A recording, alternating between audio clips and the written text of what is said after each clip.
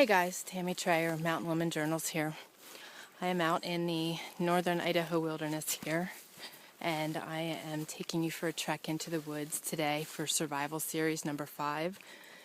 And I'm going to show you the various forms of really good fire starting materials, how to set up a bird's nest, and just some general fire starting tips and tricks. So I'm going to meander through the woods here a little bit and find some things to show you.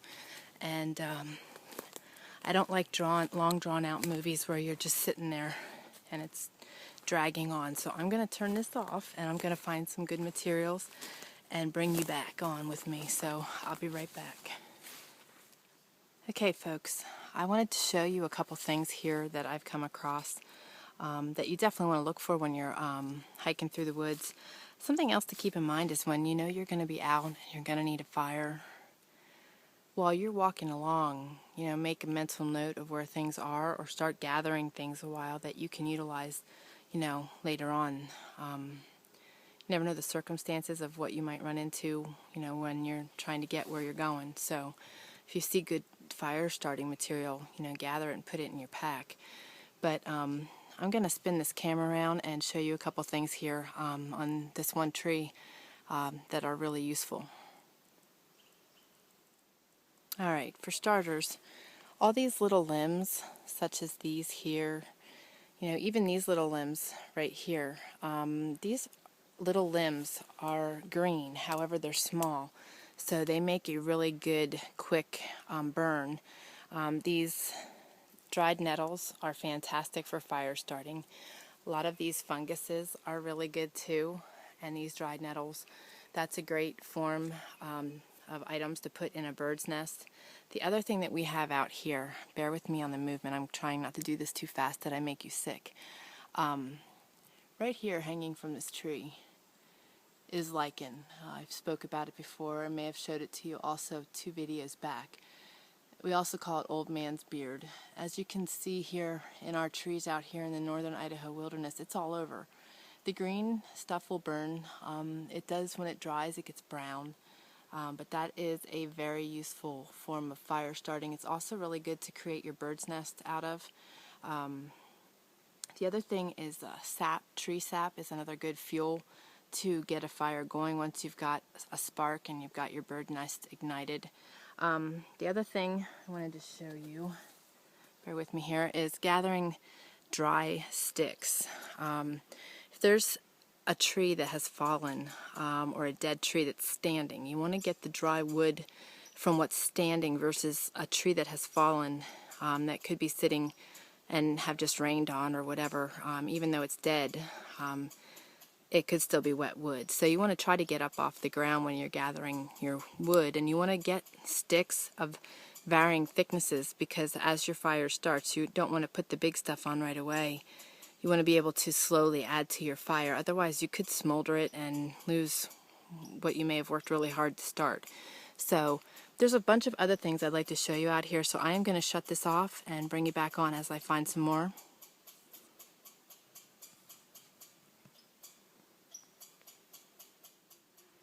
Okay, I am back, and I am standing here next to a dead tree that is still standing, and I'm going to show you a useful form of fire starting. When you find these pieces of bark on a tree like this, if you carefully pull them away, see all that dry, punky material in there? I'm going to carefully lay that down. Okay, you see how that's got all the dry, like where the bugs have been eaten at the tree? It's kind of like sawdust basically. And here you can see it on here, and what you can do is take a piece of bark up close to the tree. I have the camera in one hand here, so I'm not doing so good as far as being the videographer here, but even like this, you can take the bark and scrape up the tree and gather that dry, punky sawdust. A piece of bark is a great place to start and to gather really dry materials and to give you a way to carry it. So that is something else that you can use, and you can scrape your knife along there. Oftentimes you'll find a good pile of sap in the back there behind the bark. So dead trees are very useful for the dry sawdusty material, which will light really nicely for you. Okay, so that's another thing that you can gather for your fire to get it started and to help ignite it once you get a spark or your char started. So again, I'm going to shut this off and keep moving on. There's a bunch of things here yet that I'd like to show you. And of course, I'm pushing the envelope. The sun is going down. So bear with me here. Okay, I found another thing here I wanted to show you. This is a downed tree, and those are the roots of the tree right there. Although it's on the ground, you're able to get underneath here, underneath in here, where it would be dry. And what you can do is take a knife or a hatchet and break away some of the pieces of the wood underneath here and utilize that. The reason I suggest that is because the tree roots actually hold a lot of the sap, so it will ignite fast. So it's a really good dry wood to use. And out here there's a lot of fallen trees, so that's something that you can utilize. If it's been raining, you can get up underneath here and get out some of the drier wood. The other thing is, I mentioned about the pine squirrels in my radio show. By the way, if you haven't checked out my radio show, you can go to survivalmomradio.com, and there's a bunch of us ladies that have radio shows out there, and I'd certainly recommend checking them out also. But you can scroll down and look for my radio show. It's under Mountain Woman Journals, and I do a show every Wednesday, so I would love to have you join me if you haven't checked that out yet. But this week I mentioned about the pine nettles. We have pine squirrels, and they eat the pine cones, leaving the nettles and the centers laying around, and they're piled up all over out here. Those also carry the sap and are really good fire starters. So pine cones too would work really good if you can find some dry ones. So those are some ideas of things that you can throw into your fire once you have it started.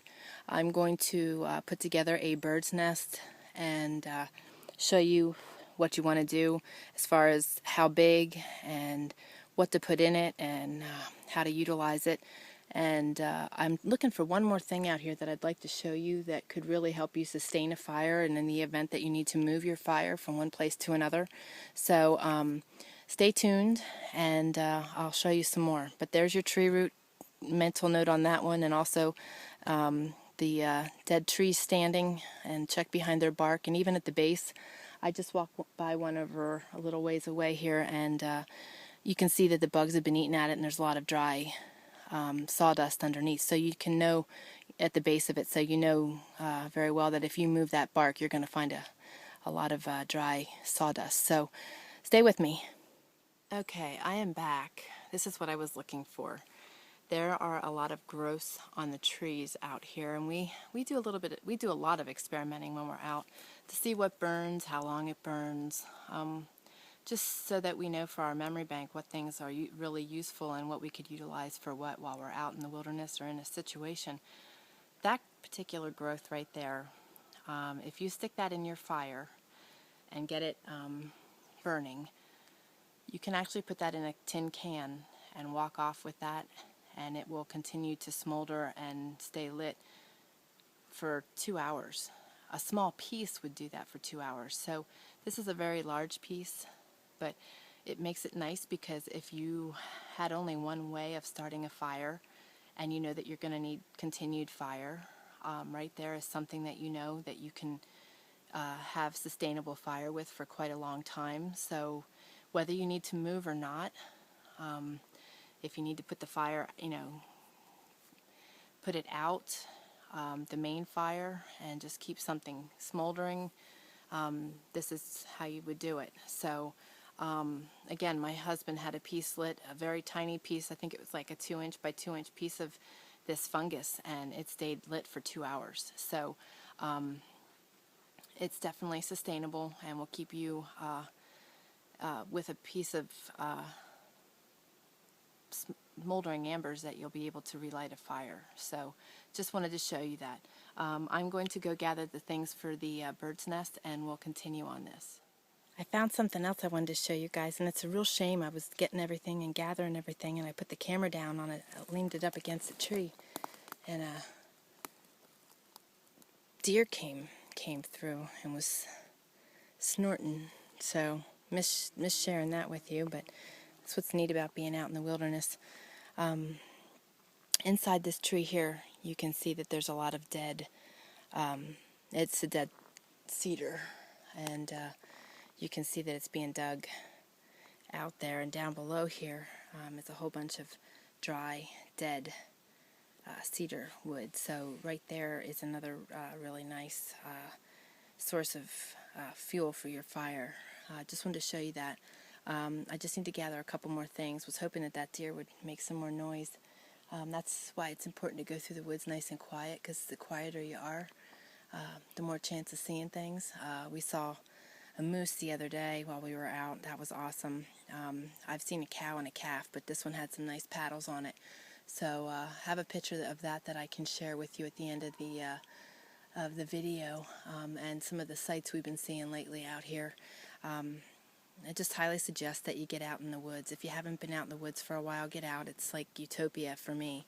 And it's good exercise, and good for your mind just to get out and clear your head from all the daily stresses, I'm sure. But I'm going to continue gathering my materials here for my... Okay, guys. My iPhone is tapping out on me because I use it so much and I didn't clear it off. But here's my bird's nest. You want it to be as big as possible and to look just like a bird's nest. Rounded and shaped just like you would find a bird's nest. The reason for that is because you can bunch it up. You put your char in the center. Now in the center of this I have sawdust and I have pine cone pieces, and I have a bunch of dry material in there. Inside that is where I would put my char, and I would strike a spark and get that char to light. And as you saw in my second video with the strikers, I picked this up because once you get a spark in there and you get your char lit, you don't want to go too crazy right off the bat and go blowing on that, or you could blow it out. But what you want to do is pick it up and blow on it good, as like you saw in that video, and just keep blowing on it. It'll smoke and smoke and smoke, and then all of a sudden it's going to ignite, and there's going to be flames in here. So you want to have this, close to everything else you want to light up. And again, make sure you have enough of everything so that you can keep your fire going once you get it started. Because as you saw on my bow drill video last week, it's not always easiest to get a fire going. And that's why I highly suggest that you get out in your backyard, in the woods somewhere, and practice this. One thing that I haven't mentioned in my videos is also the importance of, once you are done with your fire and you are moving on, that you pour water over it or bury it with dirt. Water is a precious commodity, so if you're low on water, don't waste your water on that, but make sure that fire is out. You can do that with dirt by digging a hole and burying your fire. Just make sure it's out, because you don't want to be starting a forest fire and also having to, in your survival situation, run from a fire you created. So once you get this lit, now I'm going to show you a couple more things here. I'm going to shut you off and turn this camera around, all right? Okay, there's a piece of bark with a bunch of the sawdust that I was showing you. I'm going to set my bird's nest in there once I get that lit, okay? And I'm going to then take these sticks here, these little sticks, and break them up and pull them off of these branches. Now that has all the dead pine nettles. That's going to light up really fast, and that's why I chose those. But notice that I've got an enormous pile of them. And I'm also knowing that I am close by, in arm's reach, a whole lot more of them, because you definitely want to make sure that you're not limited on your fire starting material, because once this lights, you need to start adding these small little twigs to it and feeding that fire. And then you don't want to put a lot of big stuff on right away, or you will smolder your fire, and it may be the only chance you have at a fire. So you're going to take these little twigs and break them off and put them on your fire and keep it going. Now note that I also have a big pile of dry wood to put on once I am through feeding my fire and getting it going good with this little stuff. Alright, now I also brought over with me a piece of this fungus that I broke off the tree and wanted to show you. It's orange on the inside. Sometimes you'll find them and they are white and orange on the outside. These ones that I was showing you today are pretty dry, which makes it great. So you stick this in your fire and to the side, and you can pull this out and it'll be, you know, red, and you can stick that in a tin can in your canteen cup and walk off with that and carry your fire and have, you know, be able to sustain yourself on that. But you get your fire going here, you break your sticks off then, and you start TPing your sticks. I'm going to move the camera back, sorry. You know, add one on this side, add another one.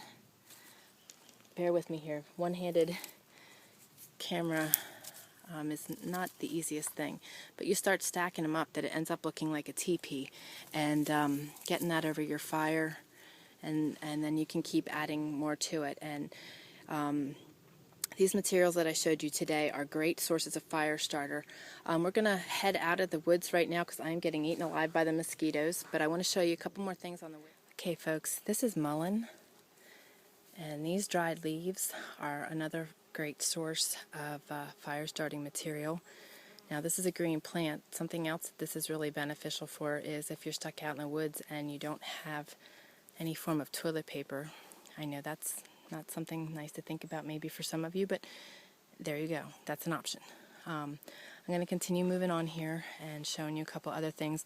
Also, these dried plants here, you know, any kind of dried grass is a really good form of fire starter. And things that have already been charred, such as this tree, is another good form of a quick ignite. So keep that in mind, but I can't suggest enough also that you carry char in your pack. I don't go anywhere without char of some sort or another. So I'm going to keep going here and show you a couple more things. Okay folks, another great form of fire starting are cattail fluff. This is really dry material. Now, sorry. This one here happens to be green, but these open up. I know most of you have seen them, but it's fluffy material in the inside, and this can be charred and used like char, but it's harder to ignite, especially in a fire piston. But these are a great form of fire starting, okay, or fuel to your fire anyway. Great to put in your bird's nest. So that's something else. And while I'm on these lines, my husband and I went out and survived for 3 days on frog legs and cattails. And when I say cattails, we were not eating the fluff. We were eating the roots. You cut down young stalks and slice the roots up. Man, that is quite the delicacy. Absolutely loved those 3 days. Frog legs are awesome. If you haven't tried them, it's a great way to sustain yourself. And these cattail roots are phenomenal. We take olive oil, seasoned salt, and honey in our packs oftentimes, and that's all we carry. So we find things out in the woods, and a little bit of seasoned salt and olive oil on those cattail roots. Yum. Matter of fact, one of our videos down the road, I'll be certain to show you how to create a gig to catch yourself some frogs. So that's something to think about for helping you get yourself some food, as well as trapping, which we'll cover as well. But I am going to switch the camera around here real quick. Okay guys, as I mentioned, there's the sun setting on me. At least it's a little brighter than the last video, or the 2 videos ago when we were working in the dark. But I really appreciate you guys following me. I hope that you are getting information out of this and learning something new. And I hope that if you're enjoying it enough that you're passing this along to your friends. Again, be sure to check out my radio show every Wednesday on the Survival Mom Radio at survivalmomradio.com. And I would love for you to check out my website at mountainwomanjournals.com. I do a lot on homesteading, homeschooling, gluten-free, casing-free diet. My son is high. Sorry about that. I am totally tapping my phone out.